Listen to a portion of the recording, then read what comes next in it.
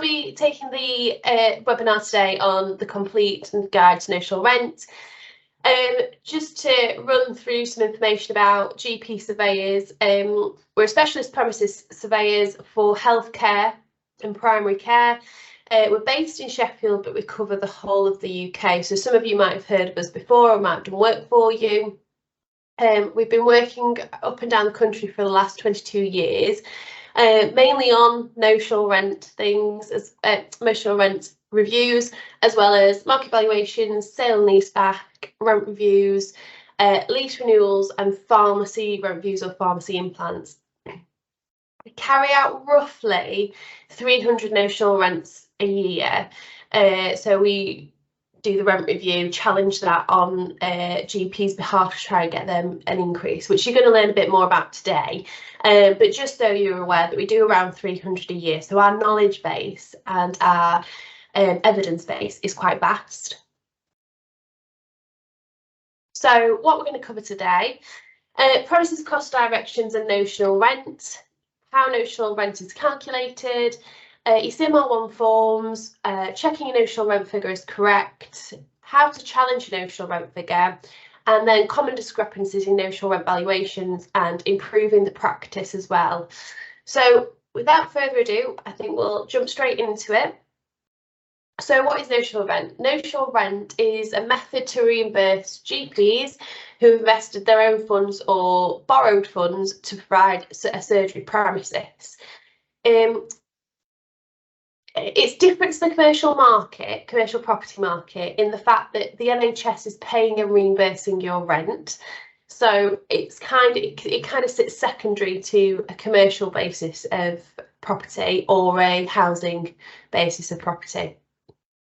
Notional rent is an estimate of the current market rent, or CMR, for premises used for NHS approved medical services, so your GMS or your PMS services. Notional rent assessment is similar to the process to an open market rent. So the amount paid in notional rent by the NHS is to reflect what the property would be let for between a landlord and a tenant. So the landlord would be the GP owner and the tenant would be the NHS occupier in an arm's length transaction, assuming that both parties are acting prudently and without compulsion. So the notional rent assessment assumes a hypothetical lease is in place, and that's how the district valuers come out and what they are looking to base their rent assessment on when they come out with your rental figure. The terms of that lease, that hypothetical lease, are set out in the NHS premises cost directions, the 2004, and then after that the 2013 premises cost directions. So there's two different cost directions there, and they set out how the notional rent is to be assessed with these hypothetical lease terms. There are some differences between the 2004 and 2013 premises cost directions, and we'll get into that a little bit further down the line in the webinar. But those differences do affect how it's assessed, your rent, and what repayment, in terms of if you were granted grants for increasing the property for infection control, or if you were going to have an extension bill.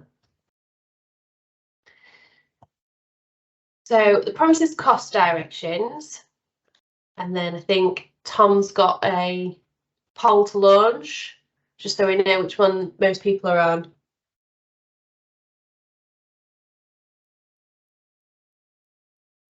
Tom is on mute, just in case he's oh, okay. It should pop up now. It's just a pretty straightforward question. Do you know what premises cost directions cover your practice?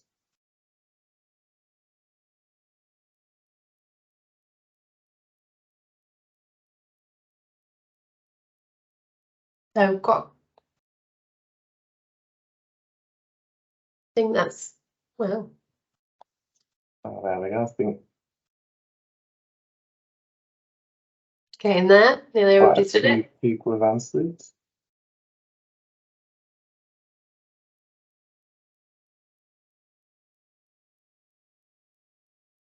Okay, so that's the majority of people that they definitely don't know, or they're not sure. So not that many people are actually sure. So that's a good guide to take us into the next part of the presentation. Yeah. Okay, so the first premises cost directions from the NHS were the 2004 directions. And the slide will show you sort of how it initially, in broad terms, should be assessed, or what the hypothetical lease will look like. So it's a 15-year term with upward-only rent reviews every 3 years. It's an internal repairing hypothetical lease. So that means that you as tenants would only look after the internal skin. It's not, you're not looking after the structure of the property or anything like that. Elements such as floor coverings, lift, boiler, blinds, that's all to be deemed within your possession. It does exclude service charge,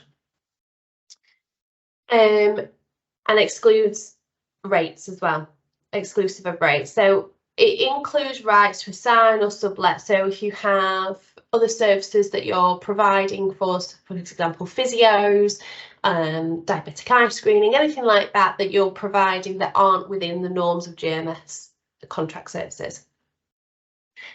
Assumes the premises is used for GP practice purposes or any other purpose for which planning has been granted, and that's similar to a commercial lease as well. So those are the 2004 directions. So if your property was built pre-2004 or up to the 1st of April 2013, you would fall under these premises cost directions. If you have had any extensions or have had any works completed after 1st of April 2013, you would then fall under the 2013 premises cost directions. So these are the two differences in the NHS premises cost directions for the 2013 ones. You have upwards or downwards rent reviews. So your rent could go up or down. It's no longer upwards only, but it never falls below your initial rent. So whatever your initial rent was, whenever you started receiving notional rent, it'll never fall below that, but it doesn't necessarily always increase. And the rent reimbursement is based on the premises being used for NHS purposes only. So there's non-NHS services need to be, for example, if you had physio working in 2 of your rooms twice a week, those rooms would then be excluded from your NHS rental reimbursement, or a proportion of that rent that you would get for those rooms will be taken away because you use it for physio rather than GMS or PMS services. The 2013 directions remove the basis of rent valuation for alternative use for any new properties assessed for the first time post 2013. So you no longer can you have alternative use on the properties to be used for GP purposes only, and that's the only way they will value it for you. How notional rent is calculated. So notional rent reimbursement is usually calculated by District Value of Services, or the DV. So you might hear me saying the DV quite a lot. Who is appointed by NHS England to provide an independent opinion of value. So they are third party to the NHS. They are hired just like we could be hired for you. We are third party, but they are called the DV because that's the only people that the NHS will use. Notional rent is a combination of 2 distinct valuation elements: the floor area of your surgery, and that's based on unit rate per square metre, not per square foot. So it's per square metre, and car parking spaces. So you would get, for example, a unit price per car parking space. The price applied to each element will depend upon supply and demand in the property market in each location. So, for example,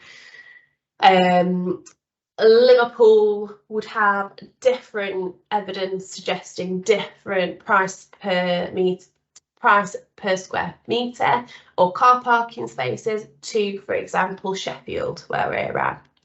And equally, those can be narrowed down again. So each borough or county or even streets have different prices on different elements. So the negotiation will discuss other surgeries in the area and how comparable they are to the subject property. So, for example, when the DV is taking into consideration of his valuation, he will look at other surgeries within the local area or other surgeries that are in a same state of either repair or condition or as yourselves and the same size as yourselves when making his valuation, and he will then put that evidence into his valuation and come back with a figure. As we discussed earlier, so as the DV has quite a vast amount of evidence to pull upon because they're creating these notional rent valuation assessments up and down the country, so do GP surveyors. We've got a large database of surgery, large database of surgery information and rents, which is helpful when we're trying to challenge these rent reviews and increase the amount you're getting. Other elements that impact the rent valuation and are part of the district valuers discussions are the age and condition of the building, the specific and quality of the spec and the quality of infection control. So things like touch taps, roll vinyl flooring, that sort of thing. Accessibility for patients, whether you have widened corridors for wheelchair and pushchair users, how user-friendly the surgery is in terms of privacy for patients at reception. So do you have drop counters? Do you have a side room if people want to be taken into there to discuss what's going on? Patient services, quality of the waiting room, any work improvements carried out by the that are not NHS approved. So, for example, if you've carried out works that you've not gone to the NHS approvals board for, then those will also be taken into consideration as to whether they stay in or be removed. And general building information on room size, air conditioning, heating, ventilation, they're all things that will be taken into consideration. So the notional rent is calculated based on which premises cost directions you fall under, whether it be 2004 or 2013. Those premises cost directions provide the legal framework that governs how the notional rent should be calculated. Again, the key date for the switch between the directions is 1st of April 2013. If you have a surgery that has an NR assessment under the premises cost direction of 2004, any improvement works will still be assessed under 2004 directions. However, if you have a new extension to the building, so you build, I don't know, another couple of consulting rooms, or you extend into the attic or whatever it might be, that will be assessed under the 2013 premises cost directions. This can make the negotiation on notional rent a little bit more complicated. NHS resolutions highlighted that the 2013 directions do not supersede the 2004 directions. So you would, if you were always under the 2004, you would still remain under the 2004 unless you built an extension. The 2013s don't, premises cost direction 2013 don't govern the whole of the country. The 2004 ones are still very much in play, and we still work to those as well. But some of the key differences between 2004 and 2013 do affect how the NR is calculated. In the 2013 directions, alternative use is no longer to be considered as a valuation basis. This means in some areas the NR will be agreed at a level below an open market rent. That could be achieved if the premises was used for alternative use. usually that's London area. So for example, if you were in a converted property, a converted home that's now GP premises, it would normally be worth more as housing in London than it would be as a GP premises. That's where the outliers lay, usually around the London area. Aircon is always up for interpretation. It will be included in the overall unit rate and not as a separate payment per square metre. They differ.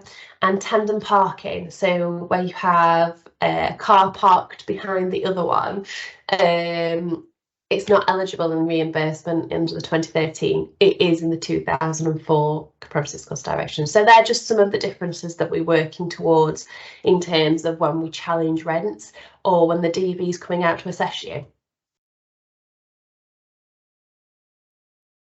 So the CMR 14 is where it all starts. That's just how got a couple of questions, Beck. Sorry to interrupt. Yeah. It's probably a nice natural break to just ask a couple of questions that have come through in the chat.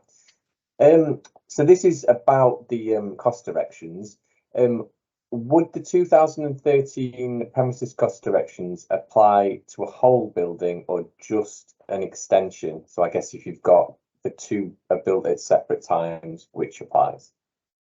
Okay, so if your building was built before 2013 and you were always based on the 2004, so before 1st of April 2013 you were receiving a notional rent, that'll have been done under the 2004 premises cost directions, and that will stay the same. Your extension, however, if it was built after 1st of April 2013, will fall under premises cost direction. So you'll have a hybrid in your assessment. Part of it will be done under 2013 and part of it will be done under 2004. Right, okay, that makes sense. Another question here. This is concerning with how valuations are done. If the comparables are only other GP premises rent in the area, what is to stop the ICB not granting any significant increase so as to keep the comparables low? Shouldn't the rent be linked to some sort of commercial rent inflation formula? You're in an open market rent situation with notional rent, so there isn't a formula. For example, I know a lot of people talk about adding and subtracting for certain things. The ICB move with, because the district valuer is a third party at the end of the day, they're giving you a valuation assessment. Those assessments are done by a person who has, again, it's human, so different assessors will have different values on different things. There isn't a formula. However, you would expect with markets that we've seen is that when a trend will happen, so rent naturally tends to go up with the market or come down, but it can't come down if you're on the 2004 premises cost direction. So you either plateau and stay the same for a while, or if you're on the 2013, you could potentially come down in rent. What we're looking at is, when we're challenging it, is although you are looking at things in the local area, you could also be looking at something that's not in the local area but is exactly like your surgery. So for example, you could be in a brand new spanking good building in Sheffield, for example, and there's a new brand spanking new building that's just cropped up, same age as your building, services the same amount of patients, has the same sort of floor area and everything, but that's in let's say York, for example. You can pull on those evidence stats and bring that into your negotiation argument. So yeah, so you can bring in facts and figures from other areas, but you tend to look at local first and then branch out. So yeah, the market's always developing and you're always pulling on evidence that's been recently done. So notional rents are being done all the time, even though yours has only been done every 3 years. Everybody else is being done every 3 years, but they differ. So the market changes and the rents go up because the negotiation becomes evidence-based. So I'll be pulling on evidence from 12 months ago potentially, but their rent is naturally higher than yours because they're 2 years in the making after your last rent review. So It's not a formula, it's just market-based, evidence-based. That's all the questions so far. Okie dokie. So we'll skip back into the webinar. So the CMR1 form, that's where it all starts. So that's the form usually practice manager will get from the NHS to fill out to start the rent review process. Oh, there's another poll, which I'm sure Tom's going to launch. Bear with me a second. Okay. This one's just around the timing of if you know when Notional Rent is due. Is it due in the next year? Do you know?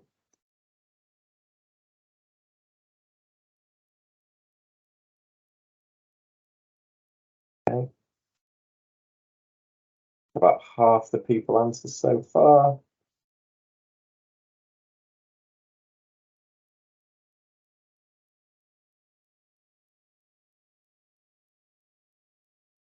Okay, so that's most people answered, and about half the people know that it is this year, which I guess would be why you're here to join us to find out all you need to know. A quarter aren't sure, and about a quarter it's not due this year. So Okay. the next section will be very pertinent for people about to fill out their CMR1 forms. Yeah. So, okay. So your CMR1 form is issued to practice to begin the notional rent review process. The CMR1 form also assists the DB and NHS England to determine the space in the surgery that qualifies for NHS rent reimbursement. So the form that comes through, it asks you how many rooms you have, what each room is used for, what amount of time it's used for that, and it goes through that, your opening hours. It's quite a lengthy document, and you want to get all of these stats that you're putting into this form correct straight away, because the form can be represented as a legal document by the NHS, so it needs to be completed accurately. It also needs to be completed regarding the date that the rent review is meant to be done. We all know with the NHS, some things happen later. So your rent review might be 2020, but you're only just getting it done because, well, we've had COVID and there was a backlog anyway, and the DVs have only just started to catch up with themselves. So your rent review will be based on potentially 2020. So you need to answer those questions based on what was happening in 2020, not what's happening now, because it's a representation of what's going on in the surgery. So yes, so your CMR1 form will come in. You need to check the valuation date on it. Submit a separate form for each review. So if you get your rent review in and it has multiple reviews on there, for example, 2020 and 2023, you need to submit two separate ones. One that dates with everything that happened in 2020 with the surgery, and one that dates what's happening with the surgery at 2023. How many car parking spaces you have. It's not the car parking, although, for example, with the commercial sector, it can be restricted. Car parking's not restricted by the size of the surgery. So if you have 10 car parking spaces, put 10 car parking spaces down. Never mind about if the surgery size is restricted or anything like that, because it might help in the negotiation for your rental value. Ensure you include all rooms in the surgery. Include rooms that are partly used for non-contracted use, and the amount of time they're not used for NHS work. For example, if you have a consultation room that is used 50% of the time by a GP and then 50% of the time it's used by a physio, you need to put that and state the differences in it. So checking your notional rent figure. Tom, would you just... Yeah.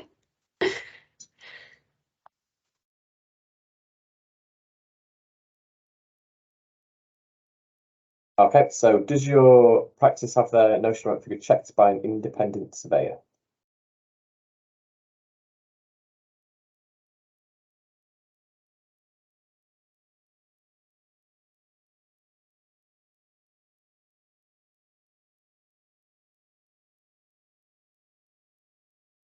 Okay, just a couple more people to respond.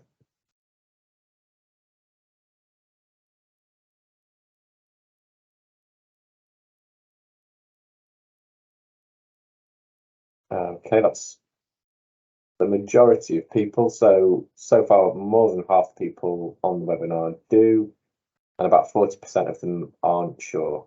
Okay, well, hopefully the rest of the information will persuade you to look get it checked. Make sure it's worthwhile.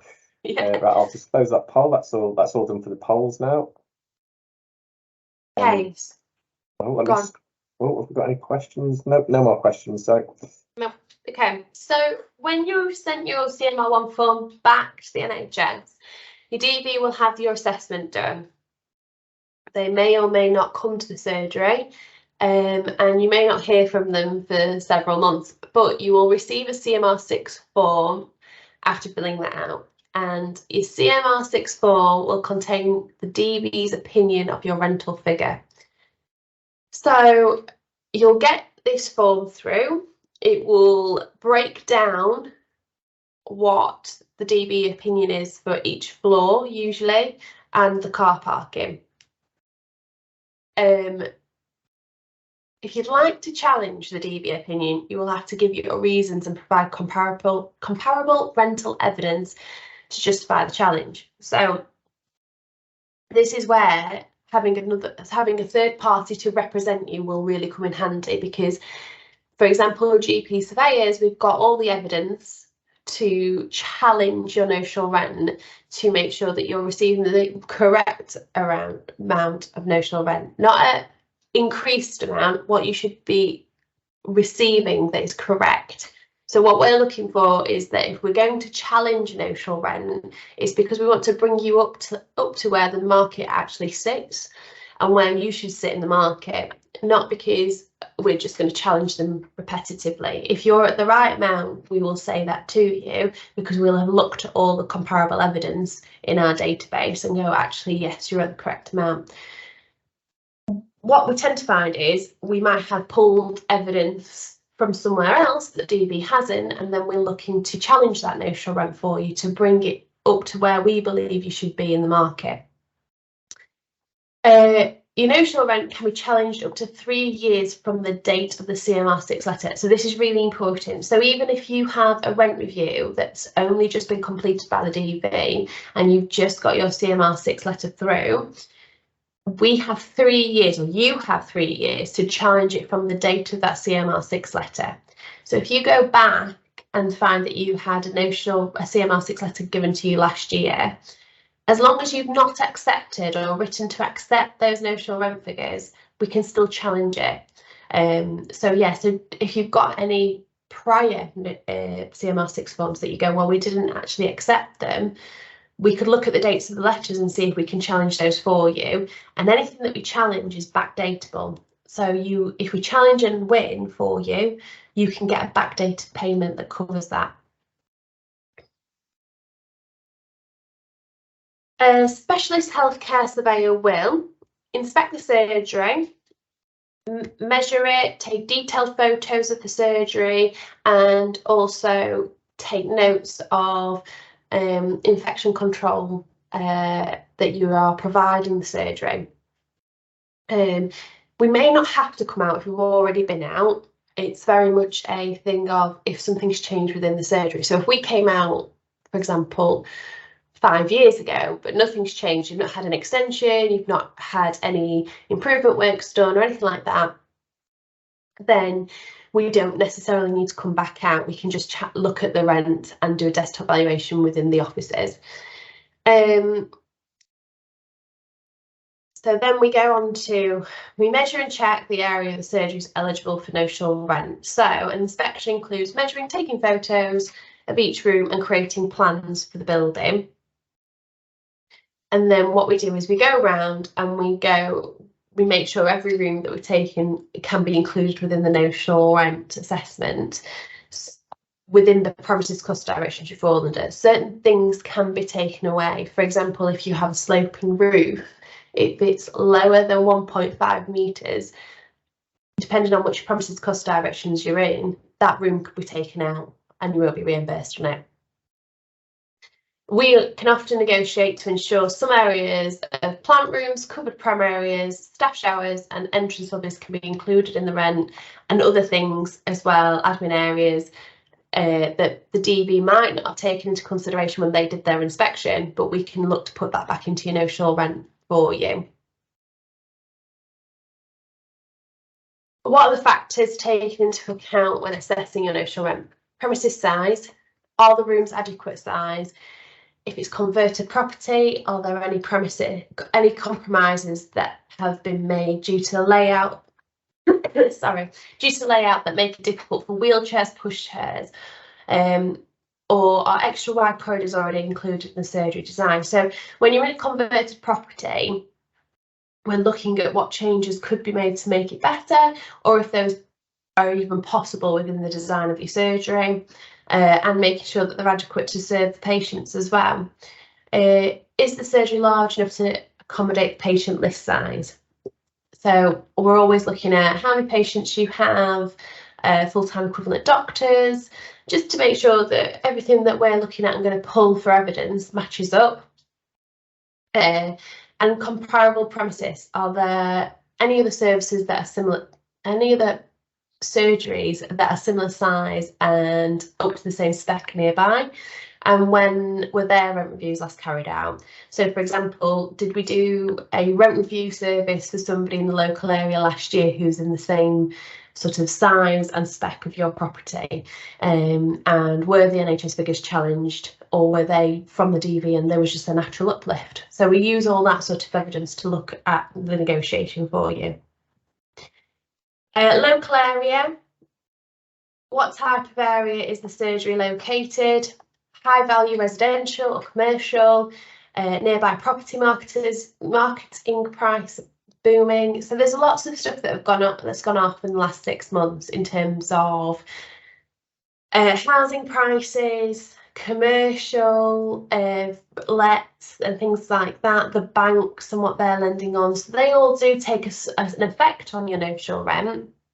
But if you're located in, say, a high populated area and you have another housing development going on that's half a mile away, then the natural instinct is that you potentially will take on some more patients, and it's moving with that sort of evidence that can bring your rent up as well.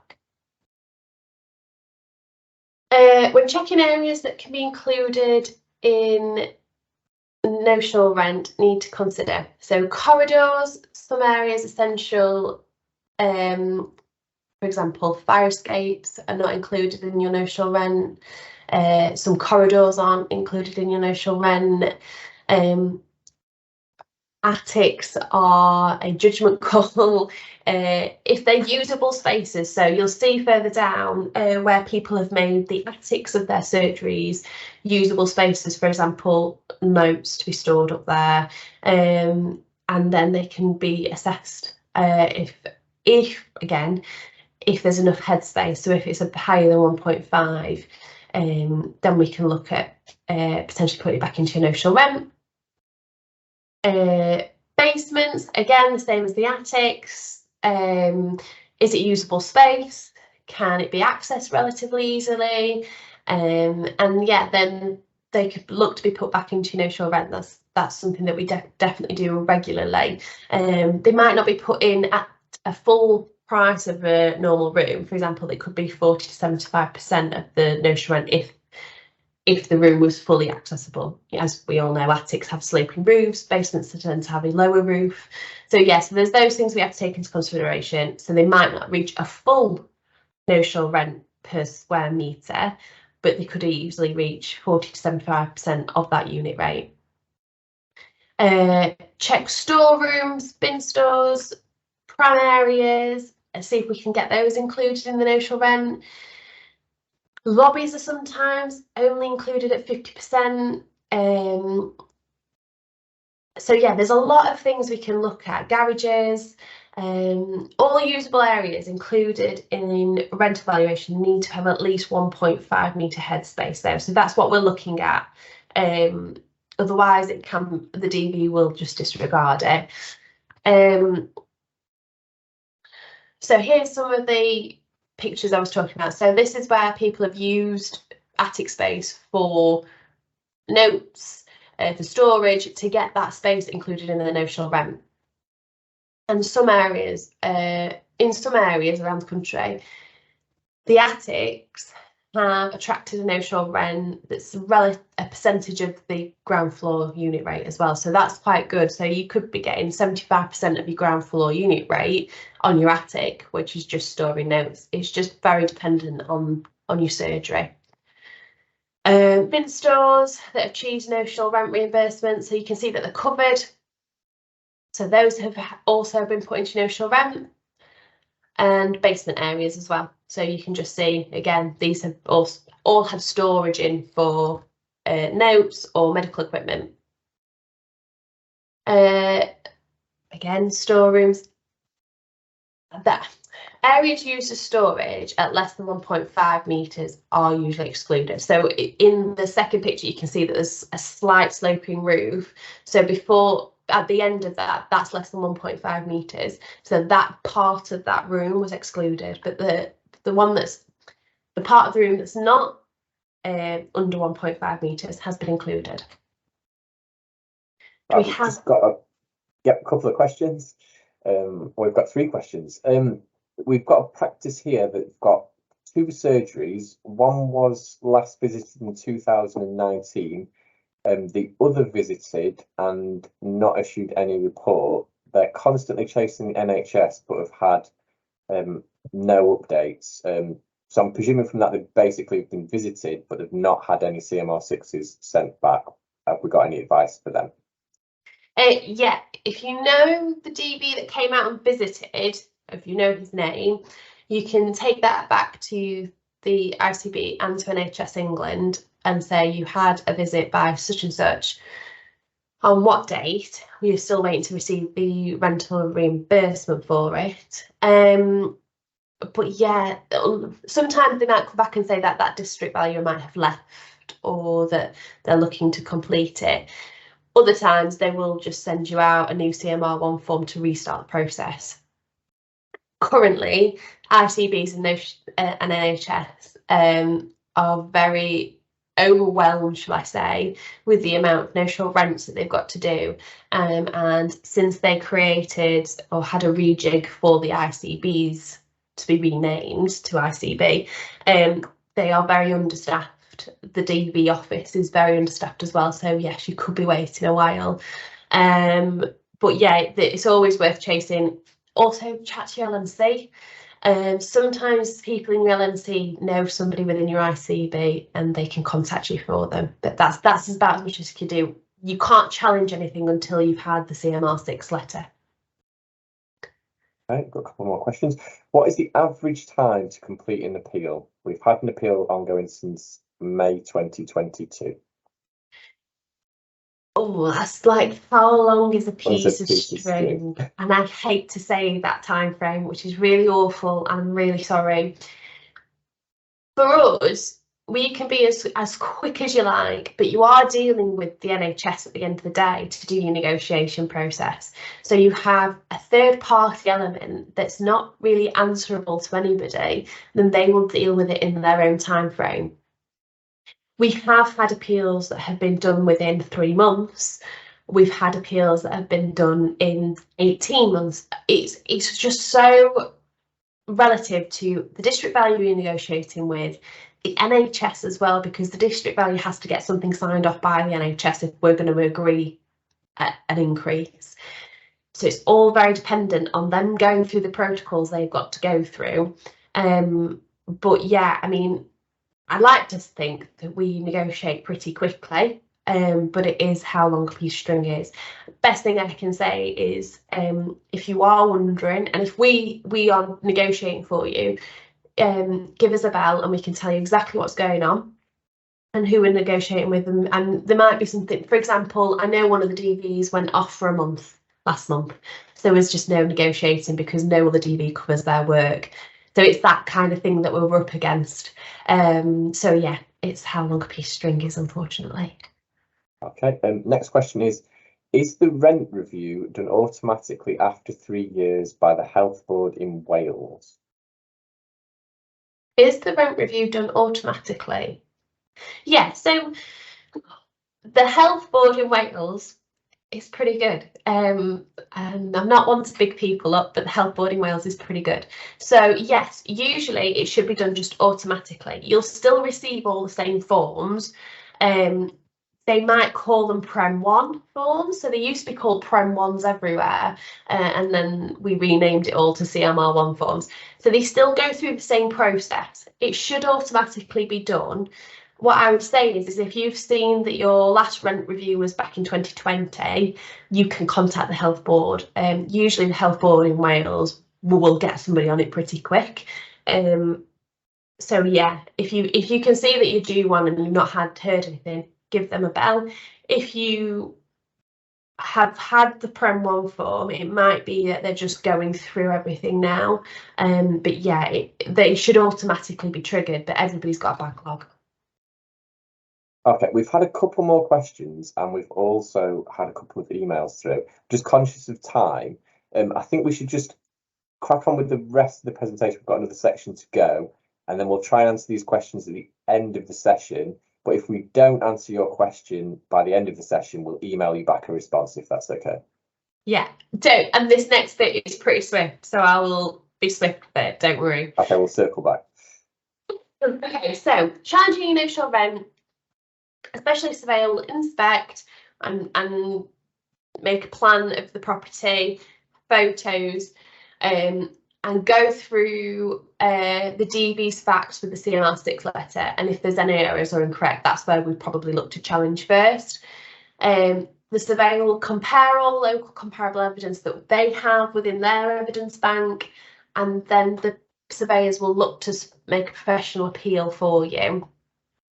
Surveyors are regulated, so we are all regulated by our ICS, and surveyors should only recommend a challenge where they believe they have a sufficient facts and evidence to support it. So there's no point in challenging it regardless if you have no evidence, because that's the first thing your DV asks for. So there's no point in us going, yes, we'll challenge it, knowing full well we've got nothing to back it up. We would always challenge it if we had the evidence to back it up. When the surveyor is appointed, they will negotiate with the DV and seek to agree a revised notional rent figure. As we've talked about just then in that question, timeframes are so varied. You can take between 3 months, you could take a year, you could take 18 months. It's just very dependent on the DV, the area, and what we're looking to challenge on. However, all your increases are backdated to the date of the review. So whatever your review date was, it'll get backdated. So you won't be out of money, but you'll just have to hang on for that increase. If the specialist surveyor and DV disagree, they can seek they can go to local dispute resolution procedure, which is LDRP. It's a more formal process that attempts to narrow the areas of dispute in order to have a resolution at the end of it. The negotiation will set out the main areas of disagreement and schedule all of the comparable evidence that will be agreed between parties and comments recorded. If the LDP is unsuccessful, your case then goes on to NHS resolution, and there an independent ballot expert will make a final determination, and that's what we all stick to. So if we can't find a resolution with the DV, we then go to LDRP, we all submit our evidence and we try and narrow our arguments to then come to a resolution. If that doesn't work, we go to an NHS resolution with an independent expert, and they decide on whose valuation they're going to go with. We try not to get to the end point because normally a DV, we're all willing to negotiate because nobody wants to get to that end point because it's costly and in terms of time and effort. Improving property and abatements. So improving property, always obtain approval from NHS to ensure that the improvement works will be included in notional rent. So if you are looking to do an extension or update your infection control, take a business case to your NHS or ICB. They need to approve it so that those works can then go into your notional rent, otherwise they'll be disregarded. If it's important, if prior NHS approval is not obtained, then they'll disregard it in rent review, and retrospective consent is not always granted. So if they disregard it and say, no, we've never agreed to those works, they may never approve it. So you have to get the approvals first. You can get funding structures from the NHS for part or fully funded works. So if you're looking to get help with the NHS to increase the extension or the infection control works, you can do that, and those funding structures are based on process cost directions again.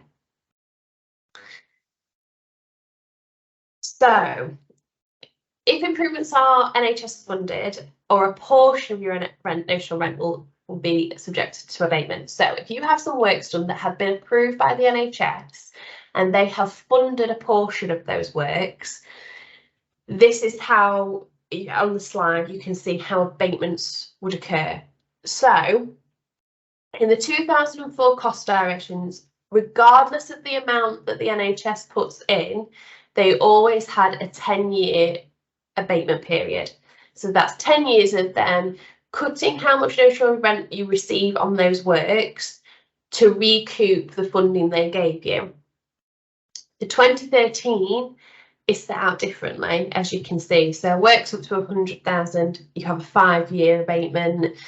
Works between 100 to 250,000, a 10-year abatement, and works more than 250,000, 15-year abatement. So you won't see the whole notional rent figure until the end of the abatement. You'll receive only a partial notional rent figure on those works. So if you have an extension, you'll only receive part of that. If you have improvement works done, you'll only receive part of those improvement works. There are a number of ways to improve your partner property: extension, modern infection control, and accessibility. So extensions, if you're creating more consulting rooms, modernise your infection control, and we've talked before, that can improve the rental unit rate overall in the surgery. So roll vinyl flooring, no touch taps, and accessibility are easy wins: automatic doors, installation of low-level counter for reception, levelling the entrance threshold, or installation of a lift. They're all easy wins in terms of increasing the notional rent for you. So here is just some pictures so you can see. So before and after. The before one, you can see that there's carpets or tiled or exposed brickwork. After, you can see roll vinyl flooring. It's all white, it's all clean, great for infection control, no touch taps. The before and after, you can see the space difference, easy for patients to access. So it all makes a difference in terms of easy wins for your notional rent increases. Questions? Right, okay, I'll just whiz through a few of these now. Here we go. I'll just go back up to people that have asked them earlier. Our landlords challenged the rent, and I believe the new lease was delayed as a result. We have been charged SDLT, which I believe would be stamp duty land tax, as a result of the delay in signing the new lease. Do you know if I can claim the SDLT charge, since the delays were caused by the ICB? I don't know legally if you can, because stamp duty land tax is always paid by the tenant. You potentially can claim a proportion back. It's very dependent. Your solicitor would have to do it for you. And again, I think it falls under which promises cost directions you're under. I think if you're under 2004, yes, you can claim some of it back. If you're under 2013, I don't think you can. but a solicitor would be able to advise you better than I could on that. Okay, from the same person, in that scenario, the rent review challenge was successful in the end and backdated to 2019. Can I claim interest on the backdated rent? No. No, it's the backdated notional rent that you can't pay. You can't claim interest back on it. That's an easy one.